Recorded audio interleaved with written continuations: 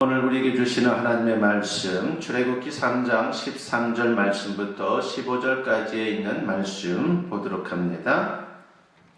구약성경 85페이지가 되겠습니다. 모세가 하나님께 아뢰되 내가 이스라엘 자손에게 가서 이르기를 너희의 조상의 하나님이 나를 너희에게 보내셨다 하면 그들이 내게 묻기를 그의 이름이 무엇이냐 하리니 내가 무엇이라고 그들에게 말하리이까. 하나님이 모세에게 이르시되 나는 스스로 있는 자이니라. 또 이르시되 너는 이스라엘 자손에게 이같이 이르기를 스스로 있는 자가 나를 너희에게 보내셨다 하라. 하나님이 또 모세에게 이르시되 너는 이스라엘 자손에게 이같이 이르기를 너희 조상의 하나님 여호와 곧 아브라함의 하나님 이삭의 하나님 야곱의 하나님께서 나를 너희에게 보내셨다 하라. 이는 나의 영원한 이름이요 대대로 기억할 나의 칭언이라. 아멘. 오늘 이 말씀을 가지고 여러분과 같이 은혜를 나누고자 합니다. 오늘 말씀의 제목은 그 이름 여호와입니다. 이름은 대단히 중요하죠. 성경에 보면은 하나님께서 천지 만물을 창조하신 후에 아담에게 그 모든 것들을 향해서 이름을 지어 부르도록 하셨습니다. 이미 천지 만물이 창조되어 존재하고 있었지만은 이름으로 불려지면서 비로소 존재의 의미를 갖게 된 것입니다. 그래서 이름은 존재를 존재되게 한다라고 말할 수가 있습니다. 다음으로 이름은 존재하는 것과 관계를 맺게 해줍니다. 강아지에게 이름을 지어 부릅니다. 내가 이름을 지어 부른 그 강아지는 나와 특별한 관계를 맺는 것입니다. 오늘 본문에는 하나님의 특별한 이름이 소개되고 있습니다. 본문 13절에 보니까 모세가 하나님께 아뢰되 내가 이스라엘 자손에게 가서 이르기를 너희의 조상의 하나님이 나를 너희에게 보내셨다 하면 그들이 내게 묻기를 그의 이름이 무엇이냐 하리니 내가 무엇이라고 그들에게 말하리까 라고 했습니다. 모세가 하나님의 보내심을 받아서 이스라엘 백성들에게 가서 너희 조상의 하나님이 보내서 왔다라고 했을 때에 그 하나님의 이름이 무엇이냐라고 물으면은 뭐라고 대답해야 합니까? 라고 그렇게 하나님께 묻는 것입니다.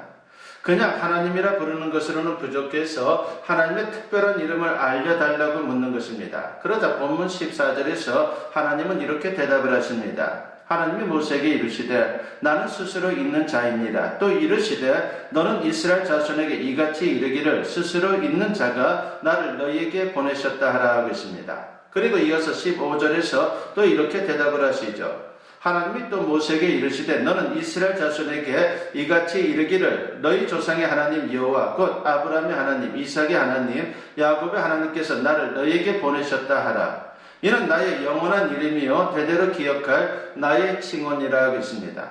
하나님은 아주 특별한 이름을 알려주셨습니다. 이로써 하나님은 이스라엘 백성들과 특별한 관계를 맺으신 것입니다. 그러면 본문에 나오는 하나님의 아주 특별한 이름이 뭡니까? 바로 여호와입니다. 그러면 여호와라고 하는 이름을 주신 이유가 무엇입니까? 그 답을 찾기 위해서 여호와라고 하는 이름의 그 의미를 찾아보면서 우리가 같이 은혜를 나누고자 합니다.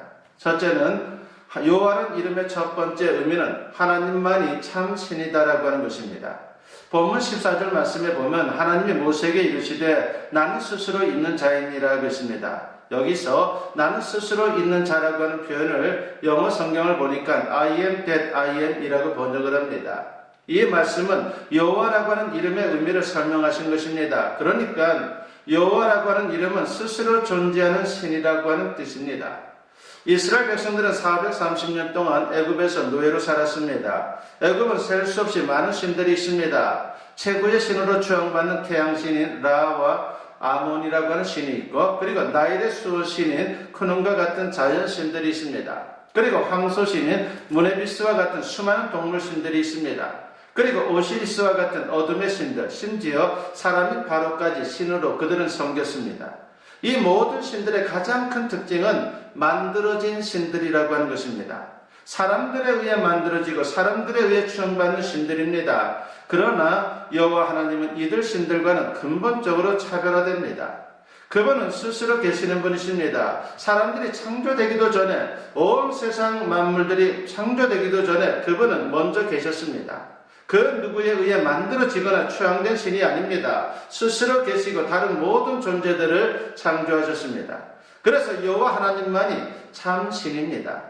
오늘 우리는 정교다원주의 시대를 살아가고 있습니다. 많은 사람들이 수많은 종교의 신들을 믿고 추앙하고 있습니다.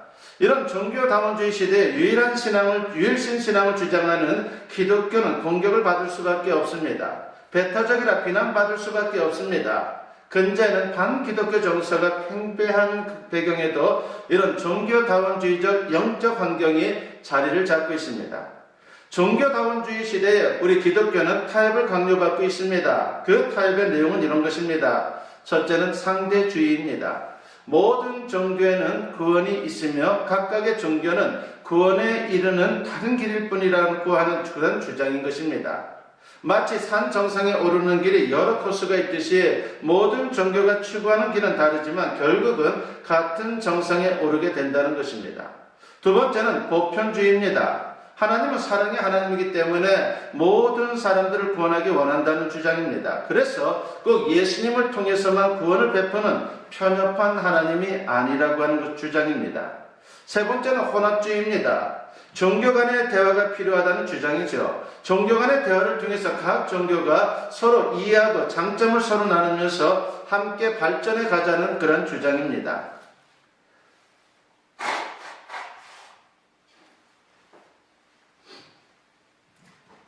이와 같은 타협적인 주장들은 얼마나 그럴듯해 보이는지 모릅니다.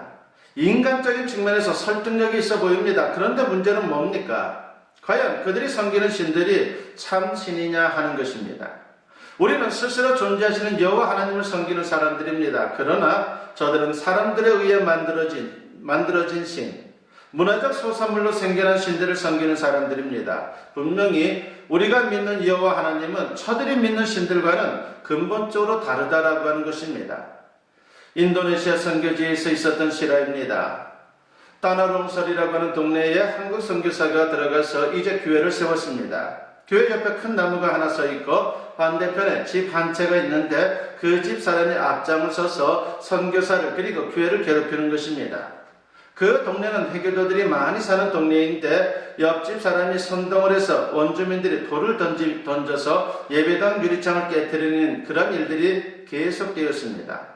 선교사는 원주민들의 위협 속에 불안한 나라를 보낼 수밖에 없었습니다. 그런데 한 번은 큰 비가 오면서 큰 나무 밑에 흙을 다 쓸어갔습니다. 나무는 교회당을 향해 기울어졌고 만약에 그 나무가 쓰러지기라도 하면 교회당은 박살이 날 수밖에 없는 그런 상황이었습니다. 안팎으로 위기의 상황에 직면한 것입니다. 이럴 때 선교사가 할 수 있는 일은 기도뿐이었습니다. 그래서 선교사는 하나님께 간절히 기도했습니다. 비가 몹시 오던 어느 날 번개가 치더니 교회를 향해 기울어졌던 그 나무를 내리쳤습니다. 그 큰 나무는 광활한 서리와 함께 넘어졌습니다. 그런데 희한하게도 그 나무가 예배당 쪽으로 넘어진 것이 아니라 반대편 쪽으로 넘어진 것입니다.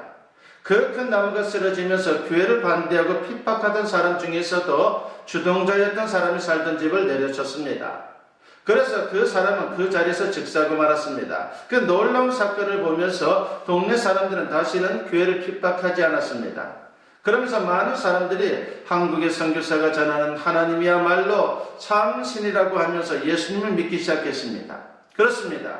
우리가 믿고 섬기는 여호와 하나님은 유일하신 참 신이라고 하는 것을 잊지 말아야 합니다. 두 번째로 여호와라는 이름의 두 번째 의미는 하나님의 백성들과 함께 하시는 하나님이라고 하는 뜻을 갖고 있습니다. 성경을 잘 살펴보면요, 여호와라는 이름은 여기서 처음 나타난 것이 아닙니다. 이미 창세기 12장의 아브라함 시대부터 오늘 본문까지 160여 회 정도 나타납니다. 아브라함도 여호와라고 하는 이름을 불렀고 하나님께서 족장들에게 말씀하실 때도 여호와라고 하는 이름을 사용하셨습니다. 또 이스라엘 백성들도 여호와라고 하는 이름을 알고 있었습니다. 그런데 출애굽기 6장 3절에서 이렇게 기록합니다. 내가 아브라함과 이삭과 야곱에게 전능의 하나님으로 나타났으나 나의 이름을 여호와로는 그들에게 알리지 아니하였고라고 했습니다. 무슨 말입니까? 여호와의 이름의 뜻을 정확히 알려주신 것이 처음이라고 하는 것입니다. 그 전에는 여호와라고 하는 이름이 어떤 뜻인지, 여호와 하나님이 도대체 어떤 분인지 구체적으로 알지 못한 채 그 이름만 불렀다는 것입니다. 그러면 모세 시대의 이스라엘 백성들이 경험한 여호와라고 하는 이름의 하나님은 어떤 분입니까? 출애굽기 3장 7절과 8절에 보면은 여호와께서 이르시되 내가 애굽에 있는 내 백성의 고통을 분명히 보고 그들의 감독자로 말미암아 부르짖음을 듣고 그 근심을 알고 내가 내려가서 그들을 애굽인의 손에서 건져내고 그들을 그 땅에서 인도하여 라고 했습니다. 한마디로 하나님께서 당신의 백성들의 고통을 더 이상 보고만 계시지 않겠다는 것입니다. 구체적으로 그들의 고통 가운데 함께 하시고 그들을 그 고통에서 건져내겠다고 하는 것입니다.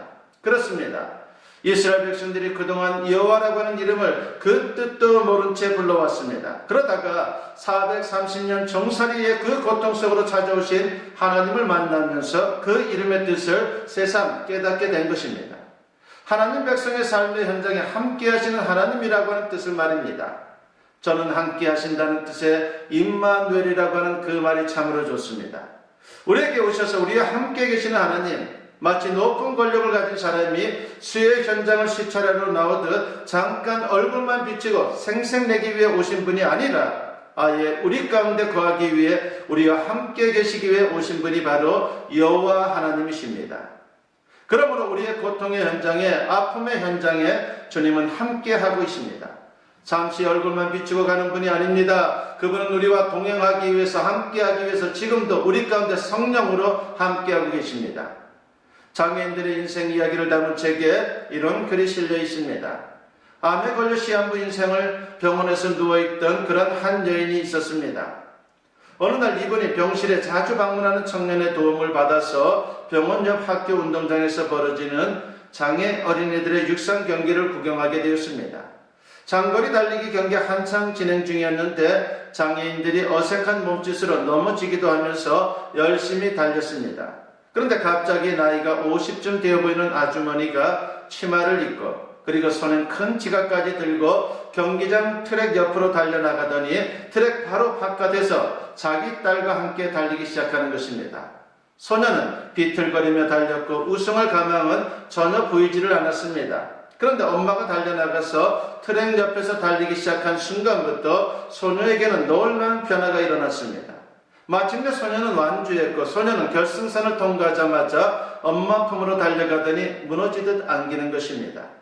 이 가슴 뭉클한 장면을 보고 병실로 돌아온 이분이 그날 밤 감동적인 한 장의 편지를 아들에게 써내려갔습니다. 내용은 이런 것입니다. 상황은 다르지만 아들아, 지금까지 나도 네 곁에서 함께 달리며 너를 응원하는 인생을 살았단다. 그런데 이제는 엄마가 병들어 너의 경기를 관전하는 구경꾼의 자리에 서게 되었구나. 그리고 아무래도 오래 살지 못할 내 병을 내가 알기에 조금만 더 시간이 흐르면 엄마의 모습도 보이지 않고 엄마의 목소리도 들리지 않는 곳에서 너 혼자 달려야 할 내 모습을 생각했단다. 그러나 아들아, 그때 엄마의 모습이 보이지 않아도 엄마의 목소리가 들리지 않아도 나는 네가 여전히 내 곁에서 너와 함께 달리는 엄마의 모습을 보고 엄마의 목소리를 들었으면 한다. 그리고 하늘나라에서 엄마는 너를 위해 기도할 것이다. 주님, 이 세상 끝날 때까지 우리와 함께 하시겠다고 약속하셨잖아요. 주님이 가서 일으켜 주세요. 주님이 함께 해주세요라고 말이다. 그리고 너와 함께 하시는 주님을 의지하면서 나는 네가 인생의 경주를 완주해 줄 것을 믿는다. 아들아, 일어나 달려라. 포기하지 않고 달리는 거야. 주님과 함께 달리는 거야. 기도로 함께 달리는 엄마가 라고 하는 그런 내용의 편지입니다. 이렇게 여호와 하나님은 우리와 함께 하십니다. 그 하나님의 이름을 항상 기억하며 넉넉히 세상을 이길 수 있는 우리 모두가 되었으면 합니다. 세 번째는 여호와라고 하는 이름에 세 번째 의미가 있는데 그것은 약속의 하나님이라고 하는 뜻입니다. 15절부터 18절까지의 내용을 살펴보면 한 가지 결론을 내릴 수가 있습니다. 여호와 하나님은 이스라엘의 조상 아브라함, 이삭, 야곱과 약속하신 대로 이스라엘 백성들을 애굽에서 인도해 내시고 또 약속의 땅 가나안으로 들어가게 하신다는 것입니다. 그래서 여호와 하나님은 약속하시고 그 약속을 지키는 분이다라고 하는 것입니다. 실제로 성경은 셀 수 없이 많은 곳에서 하나님을 여호와라고 하는 이름으로 소개하면서 그분은 약속을 지키는 분이다라고 강조를 합니다. 그렇습니다. 성경에서 여호와라고 하는 하나님의 이름은 약속하시고 반드시 그 약속을 이루시는 하나님의 속성과 관련되어 있습니다.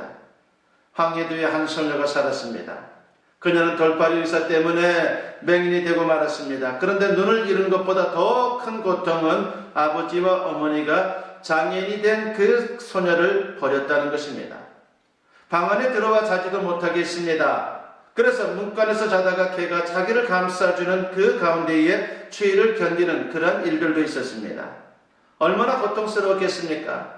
그 소녀는 생각했습니다. 살아서 못하나 죽을까라고 하는 그 생각, 그것이 그 소녀의 머릿속에 항상 있었습니다. 그러던 어느 날 전도 부인이 지나가다가 이 불쌍한 소녀를 보고 그 소녀의 이야기를 듣고서 이렇게 말합니다. 얘야, 내 부모는 너를 버렸지만 하나님은 너를 버리지 않아. 여기 하나님 말씀이 있는데 너 한번 들어볼래? 그러면서 전도 부인은 시편 27편 10절에 나오는 말씀을 읽어줍니다. 내 부모는 나를 버렸으나 여호와는 나를 영접하시리이다 라고 했습니다. 이 말씀을 듣자 소녀 마음에 용기가 생겼습니다. 그날 그 말씀을 기억하고 하나님 앞에 서툴지만 기도하기 시작했습니다. 하나님, 부모님이 저를 버렸습니다. 저를 쓸데없다라고 말합니다. 제가 정말 쓸데없습니까? 참으로 간절한 마음으로 그렇게 기도를 드리는 중에 하나님의 음성이 들렸습니다. 딸아, 너의 눈은 지금 보이지 않지만 손이 있지 않니? 다리도 있지 않니? 머리도 있지 않니? 내가 너를 절대로 버리지 않으마. 소녀는 그 말을 듣고 힘을 얻었습니다. 용기를 냈습니다. 기도하며 기다리는데 어느 날 선교사 한 분이 그 동네를 지나가는 것이었습니다. 선교사와 소녀가 만나게 되었고 소녀의 이야기를 다 듣고 이 선교사님은 도시로 그 소녀를 데리고 와서 공부를 시켰습니다. 그리고 일본으로 유학을 보내기도 했고 그리고 일본 유학을 마친 다음에 미국 유학까지 마쳤습니다. 그는 최초의 한국 맹인 교수가 되었고 맹인 여자 목사가 되었습니다. 그분이 바로 한국신학대학에서 교육학을 가르치다가 인천 삼일교에서 목회를 하시다가 지금은 은퇴하신 양정신 목사님이십니다. 여호와 하나님은 약속을 반드시 지키는 분이십니다. 그러므로 우리는 여호와 하나님을 끝까지 믿어야 합니다. 하나님께서 약속을 이루시는 날 우리는 우리 하나님께서 여호와이신 줄 알게 될 것입니다. 하나님께서 우리에게 여호와라고 하는 이름을 알려주셨습니다. 그 이름은 하나님 백성에게는 너무나도 귀한 뜻을 담고 있습니다. 하나님은 참신이라는 뜻이 있습니다. 우리와 함께 하시는 하나님이라고 하는 뜻이 있다고 했습니다. 그리고 약속하시고 그 약속을 반드시 지키는 분이다라고 하는 그 의미가 있다라고 했습니다. 이제 그 이름을 마음 깊이 새길 수 있기를 바랍니다. 그리고 그 이름을 부르며 하나님 앞으로 나아가서 세상을 넉넉히 이길 수 있는 저와 여러분 모두 될 수 있기를 주님의 이름으로 간절히 축원합니다. 기도드립니다. 사랑과 은혜가 충만하신 아버지 하나님 감사합니다. 오늘도 주님 앞에 나와서 이렇게 또한 말씀을 들을 수 있도록 귀한 은혜를 베푸시니 감사합니다. 여호와 하나님의 그 이름 속에 참으로 귀한 의미가 담겨 있다라고 하는 것을 오늘 말씀을 통해 들었습니다. 여호와 하나님은 참신이라고 했습니다. 우리와 동행하시는 분이라고 했습니다. 약속을 주시고 약속을 지키시는 분이라고 했습니다. 이제 그분이 나의 아버지라고 하는 것을 믿으며 이제 세상을 살고자 합니다. 그로 말미암아 넉넉히 세상을 이길 수 있는 하나님의 사람 되게 하여 주시옵소서. 감사드리옵고 예수님의 이름으로 기도드리옵나이다. 아멘. 축복 기도드립니다. 이제는 우리 주 예수 그리스도의 은혜와 아버지 하나님의 무궁하신 사랑하심과 성령의 감화감동 역사 충만하심이 오늘 주님께 예배로 영광 돌리며 이제 선포된 말씀과 같이 여호와 하나님 이름에 담겨있는 깊은 뜻을 깨닫고 그 여호와 하나님만을 의지하고 세상 살아가기를 다짐하고 결단하며 세상을 향하는 주님의 사랑하는 자녀들 위해 지금으로부터 영원토록 함께 하시기를 간절히 축원하옵나이다. 아멘.